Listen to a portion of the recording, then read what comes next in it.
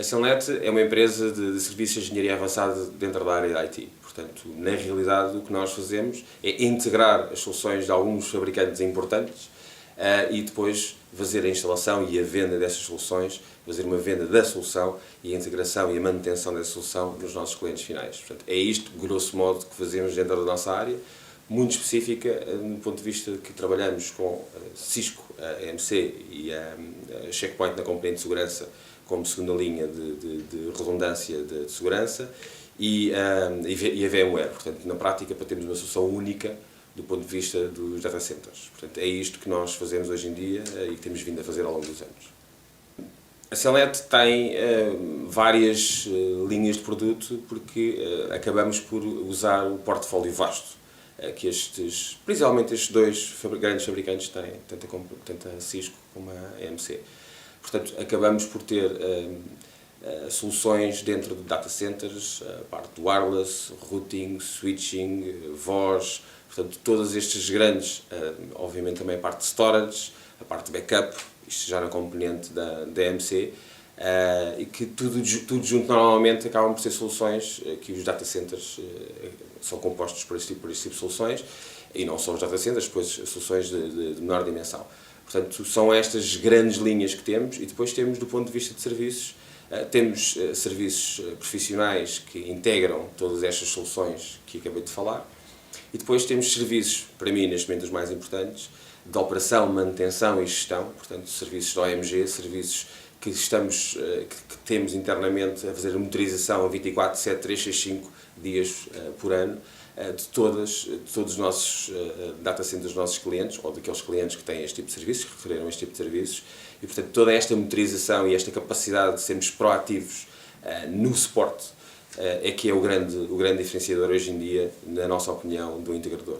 Portanto, mais do que a solução e a forma como ela é implementada, é a forma como ela é mantida, é a forma como acabamos por conseguir evitar, não é reagir ao downtime, é evitar o downtime. Portanto, além de vendermos soluções redundantes, temos a capacidade de estar a fazer a monitorização e a capacidade da intervenção nestas soluções de uma forma muito rápida e muitas vezes sem que o cliente tenha consciência que houve alguma falha em algum desses equipamentos. Do ponto de vista de contact center Cisco, nós somos claramente os líderes em Portugal e, inclusivamente, em termos ibéricos, porque não há ninguém que tenha o nível de certificação que nós temos em Espanha atualmente. O mercado, neste momento, ao contrário, confesso, do que era expectável, está um bocadinho mais fragmentado. A tendência normal, e isto de alguma forma está a acontecer, portanto parece um contrassenso o que eu acabei de dizer, a tendência é haver uma maior concentração.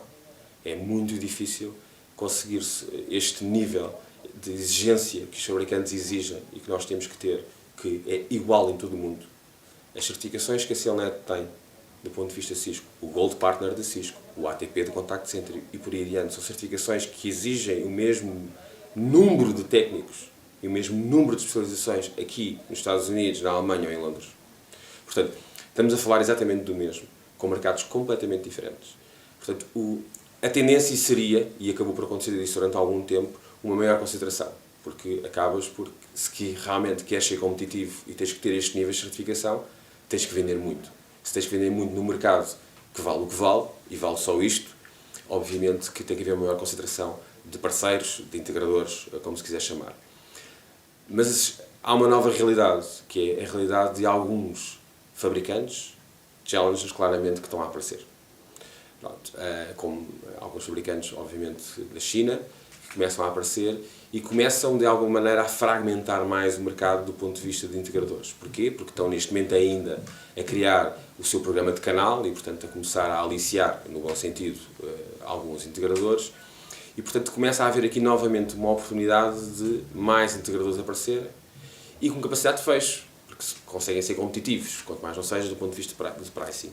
Portanto, eu diria, numa frase, que havia uma grande fragmentação, inicialmente, há 15 anos atrás, assistiu-se claramente a uma concentração durante muitos anos e, portanto, só os maiores players é que conseguiram realmente ficar ali bem posicionados para conseguir continuar a crescer e continuar a ser competitivos e continuar a ser rentáveis, e portanto começaram a desaparecer muitos parceiros, muitos integradores. Por isso é que a Celnet teve que dar o salto, porque ou chegava a esse patamar ou provavelmente seria engolido. E agora começa a assistir, por causa destes fatores que eu enumerei, outra vez uma maior fragmentação. Não do ponto de vista de Cisco, não do ponto de vista destes fabricantes mais tradicionais, Cisco, EMC, aí não, a concentração manteve-se, naturalmente, mas começa a haver maior fragmentação no mercado, porque começam a aparecer estes novos players com outros fabricantes, com outras soluções, com outros valores, enfim, com outras abordagens. A Celnet tem tido um crescimento planeado. Surpresas existem, é evidente que sim, mas tem sido planeado. Quanto mais não seja, eu posso afirmar isso, porque em 16 anos de objetivos que foram definidos, nesses 16 anos foram atingidos esses objetivos. Portanto, isto é uma prova evidente que houve planeamento.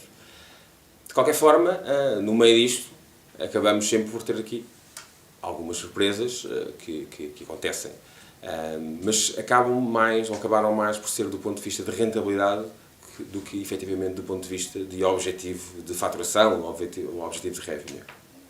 O principal desafio é aumentar a rentabilidade. Eu acho que este vai ser, nos próximos 2-3 anos, o grande desafio. Mais uma vez, é um desafio óbvio. Todas as empresas querem ter mais rentabilidade. Porquê é que eu digo que é um desafio? Todos queremos ter mais, mas a realidade é que precisamos ter rentabilidades mínimas para uma empresa desta dimensão continuar a investir, continuar a operar, continuar a ser altamente rentável para os seus acionistas.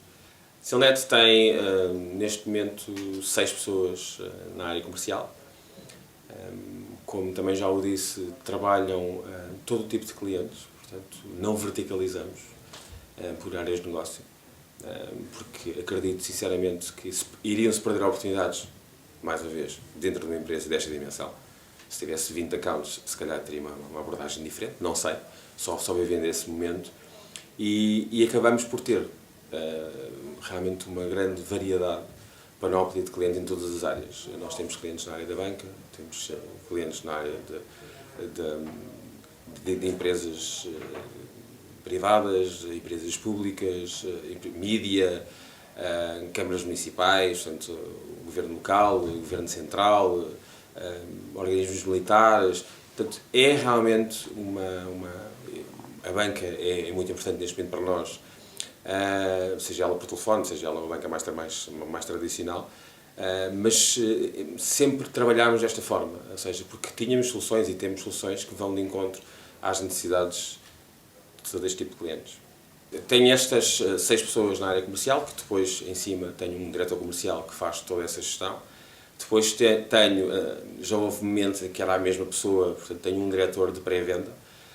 A nossa pré-venda é uma pré-venda um bocadinho, cada vez menos, mas um bocadinho sui generis, portanto é uma pré-venda de elaboração efetiva de propostas e desenho de propostas. Não é uma pré-venda que acompanhe muito o comercial na conta, porque temos na área comercial pessoas com uma capacidade técnica muito grande. Elimina ou retira um bocadinho deste custo de venda em relação ao processo tradicional de venda.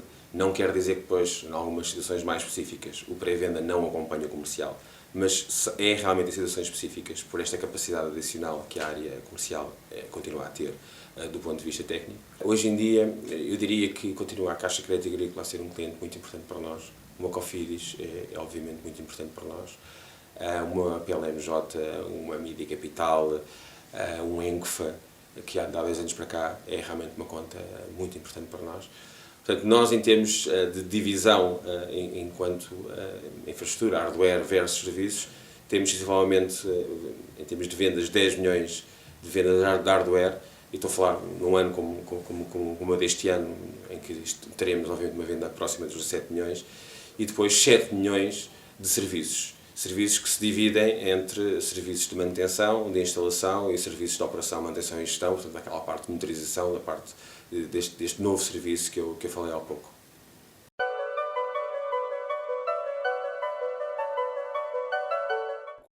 Mas a verdade é que isto obrigou-nos a crescer de uma forma rápida e depois é difícil manter a rentabilidade quando começas a ter custos fixos e custos variáveis que tu não estás não é não estás a contar, tu estás a contar, quando fazes o orçamento tu sabes, mas é diferente depois vivê-los.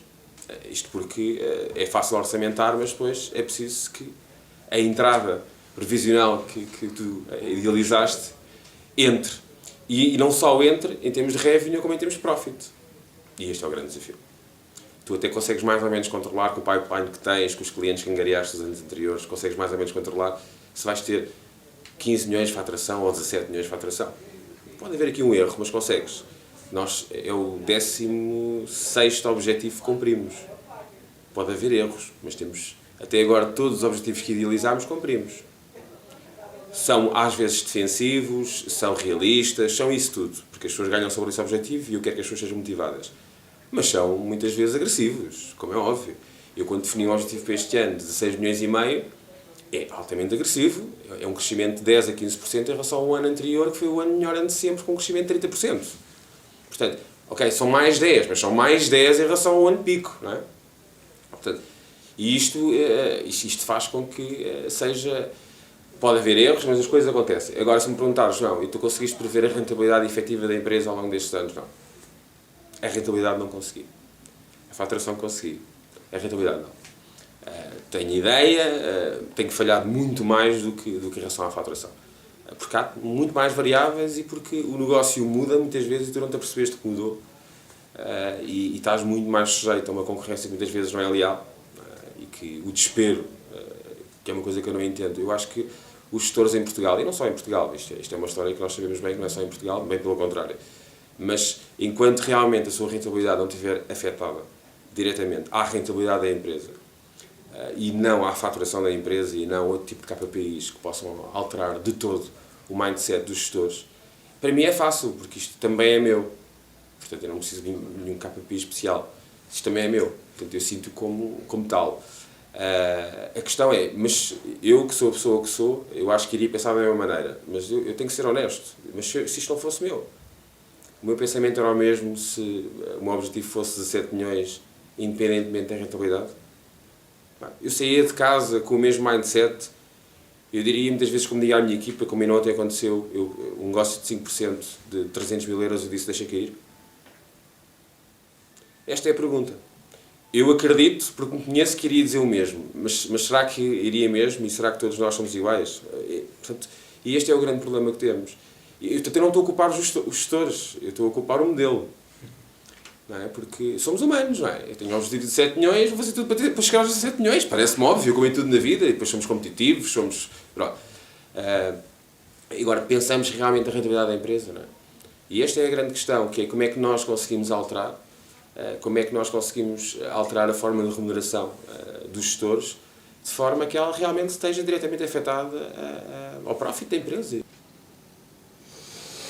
Ainda bem do Luís, não adormeceu? Eu acho que está tudo. Está tudo? Sim. Muito Eu bem. não sei que houvesse qualquer coisa mais que tu quisesses. Não. Acho que falámos bastante. Falámos sempre bastante.